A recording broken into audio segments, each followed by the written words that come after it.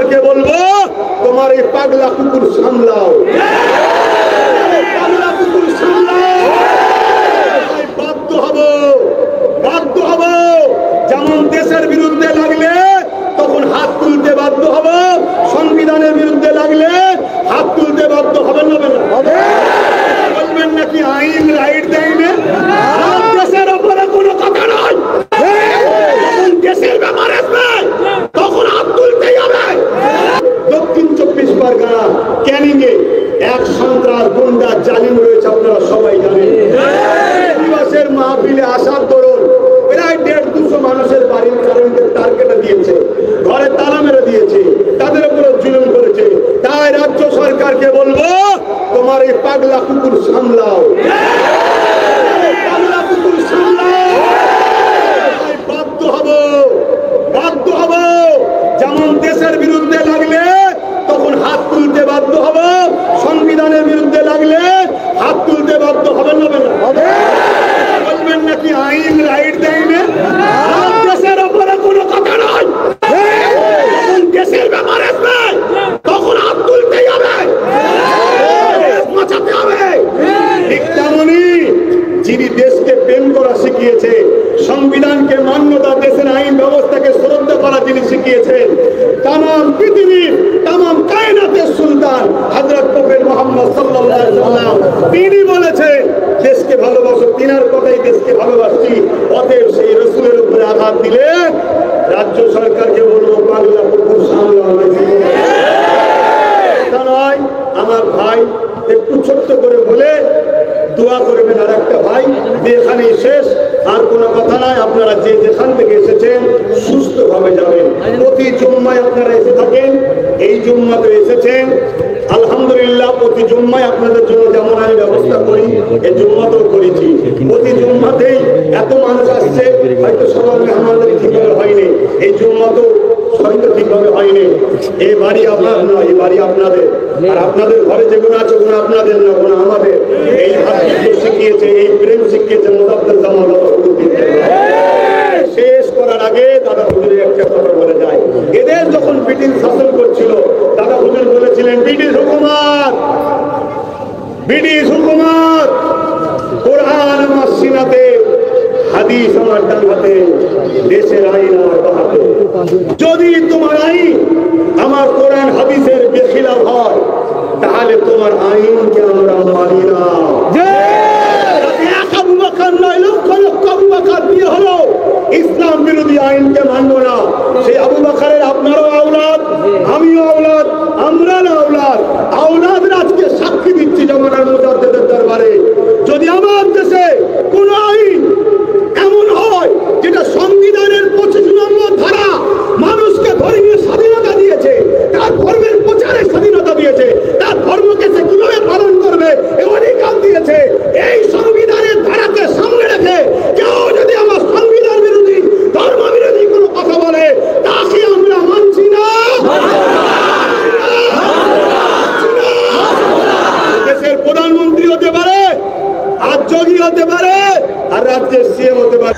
দর্শক দেখলেন, ইনি ওই আব্বাস সিদ্দিকী সাহেব, ফুরফুরা শরীফের পীরজাদা এবং আইএসএফের প্রতিষ্ঠাতা পীরজাদা আব্বাস সিদ্দিকী সাহেব বক্তব্য রাখছিলেন তিনি। আমরা শুনছিলাম। আজ জুমাবার 27 তারিখ।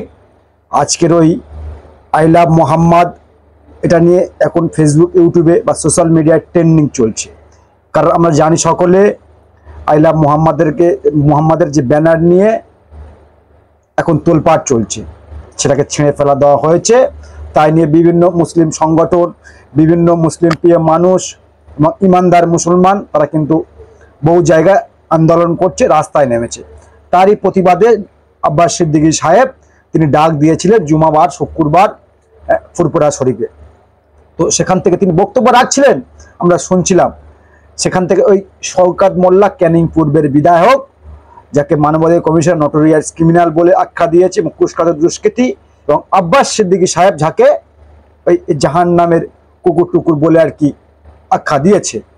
তো তিনি বলেছেন শওকত মোল্লা সাহেব নাকি আব্বাস সিদ্দিকীর ধর্মীয় জলসার আসার কারণে একটা গ্রামে প্রায় 100 ঘরের অধিক বাড়ি আর কি, যেখানে বসবাস করে তার আব্বাস সিদ্দিকী সাহেবের যে ধর্মীয় জলসা হয়েছিল বেশ কিছুদিন আগে, সেখানে নাকি তার ভক্তরা বা মুসলিম প্রিয় মানুষরা তারা এসেছিলেন আব্বাস সিদ্দিকী সাহেবের ধর্মীয় জলসা শুনতে। আর সেই আসার ফলে নাকি যখন শওকত মোল্লা সাহেব খবর পেয়েছেন যে আব্বাস সিদ্দিকীর জলসায় যাওয়া হচ্ছে, আমাদের সরকারের খাবে, আমাদের ঘরে আমাদের সরকারের ঘর নেবে, আমাদের পরিষেবা নেবে, আর আব্বাস সিদ্দিকী সাহেবের জলসায় যাবে, তাই নাকি ইলেকট্রিসিটি লাইন, ইলেকট্রিক যে লাইন, সেই লাইনের তারগুলো কেটে দিয়েছে, সেই তারগুলো কেটে দিয়েছে। মানে এতটা সাহস শওকত মোল্লা সাহেব পায় কোত্থেকে? দিদির হাত মাথায় রয়েছে তাই ধর্মীয় জলসায় যাওয়ার কারণে ইলেকট্রিকের তার কেটে দেবে। যদিও আব্বাস সিদ্দিকী সাহেব এই মুহূর্তে বলছে তার কোনো ভিত্তি আমাদের কাছে নেই, তার কোনো তথ্য আমাদের কাছে নেই, তবে এটাকে নিয়ে খুব গঞ্জন শোনা যাচ্ছে যে আব্বাস সিদ্দিকী সাহেবের ধর্মীয় জলসা আসার কারণে এটা করা হয়েছে। তো আমরা বলছি তথ্য নিশ্চয়ই হয়তো আমার কাছে রয়েছে, তো না হলে শওকত মোল্লা সাহেব তার পরিপ্রেক্ষিতে এখনো পর্যন্ত কেন মিডিয়াতে তিনি ধিক্কার প্রতিবাদ জানাচ্ছে না যে আমি এমন করিনি? অর্থাৎ এটা করে বোঝা যেতে পারে শওকত মোল্লা সাহেব যে চরিত্রের মানুষ, যে কোয়ালিফিকেশন তার মধ্যে রয়েছে, আর 2 ক্লাস পড়লে তো আলেম হতো, তো তার মধ্যে যে চরিত্রটা রয়েছে তিনি এই কাজটা করতে পারে। কারণ আমরা দেখেছি ভোট পরিপ্রেক্ষিতে জিসিপি গাড়ি দিয়ে মাইলকে মাইল বাড়ি ভাঙচুর করা হয়েছিল। কেন করা হয়েছিল? না আইএসএফকে সমর্থন করেছিল নওশাদ সিদ্দিকীর দল বা আব্বাস সিদ্দিকীর দল, আইএসএফ তাদেরকে ভোট দিয়েছিল। গণতন্ত্র দেশ, বাংলাও তার বাইরে নয়, তো যে যাকে খুশি ভোট দেবেন রাজনৈতিকভাবে। তো জিসিপি গাড়ি দিয়ে মানে ঘরগুলো ভেঙে দেওয়া হয়েছিল, এই নটোরিয়াস ক্রিমিনাল এমনটা নাই করেছিল। এটা যদিও আমার ভাষা নয়, তো আব্বাস সিদ্দিকী, নওশাদ সিদ্দিকী তারা বলে থাকেন। মানবাধিকার কমিশনার নাকি এই তাকমা দিয়েছেন, সার্টিফিকেট দিয়েছেন, আর মুখ্যমন্ত্রী তো দিয়েছেন যে বোম বন্দুক বাঁধিস, ওখানে থাকিস, কাউকে ঢুকতেই দিস না। তো আমরা বলছি যে শওকত মোল্লা সাহেবের এই হিম্মত কোত্থেকে আসে?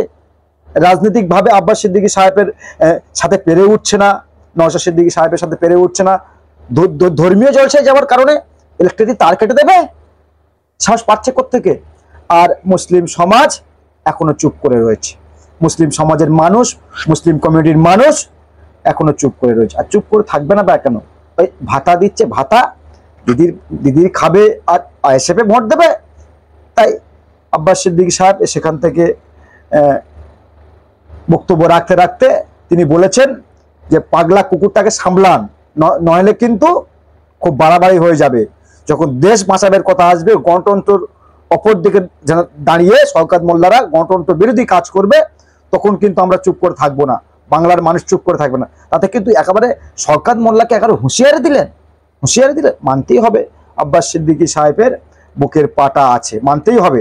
দর্শক, অনেকে তো ভয় থেকে অনেক কথা বলে না, কারণ এই শাসকের আছে না শওকত মোল্লা সাহেব। ওই ভাঙড়ের এক নেতা কি মোদাচ্ছের হোসেন, তিনিও বলেছেন ভাঙড়ে দাঁড়িয়ে আর কি, যে আব্বাস সিদ্দিকী, নওশাদ সিদ্দিকীকে যারা নিয়ে মাতামাতি করছো একটু কম করো, বেশি করলে পারে ওই শওকত মোল্লার বাড়ি থেকে জিসিপি গাড়িটা ধার করে নিয়ে আসবো। মানে বুঝতেই পারছেন কোত্থেকে সব সাহসগুলো পায়। জিসিপি গাড়ি দিয়ে বুলডোজার চালাবে, মানে উত্তরপ্রদেশে তো বুলডোজার চলে, আর বাংলা তো আজকাল চলছে। কোনো প্রতিবাদ নেই, আমরা বলছি যদি আব্বাস সিদ্দিকী সাহেব যে কথাগুলো বলছে, যদি কথাগুলো সত্য হয়, আমরা আবারও বলছি যে আব্বাস সিদ্দিকীর কথার ভিত্তিতে আমরা কথা বলেছি, যদি কথাগুলো সত্য হয়, শওকত মোল্লা সাহেব এখনো বাইরে ঘুরে বেড়াচ্ছে, তার বিরুদ্ধে আইনি ব্যবস্থা নেওয়া হোক, যদি হ্যাঁ আব্বাস সিদ্দিকীর কথা সত্য হয়।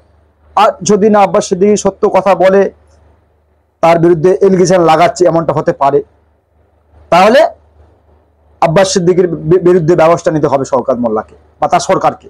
কিন্তু যদি শওকত মোল্লা বলে থাকে, তো সরকার কি করছে? ঘুমোচ্ছে। সংখ্যালঘুদের ভোট নেবে, আর সংখ্যালঘুদের ধর্মীয় জলসায় গেলে ইলেকট্রিকের তার কেটে দেবে, মানে কলের জল বন্ধ করে দেবে। মানে এই অভিযোগ আব্বাস সিদ্দিকী সাহেব করেছেন। দর্শক, কি বলবেন কমেন্ট বক্সে কমেন্ট করবেন, আর চোখ রাখবেন আপনার কণ্ঠ, আপনাদের কণ্ঠ ইনসাফ টিভিতে, আর ভিডিওটা বেশি বেশি করে শেয়ার করবেন।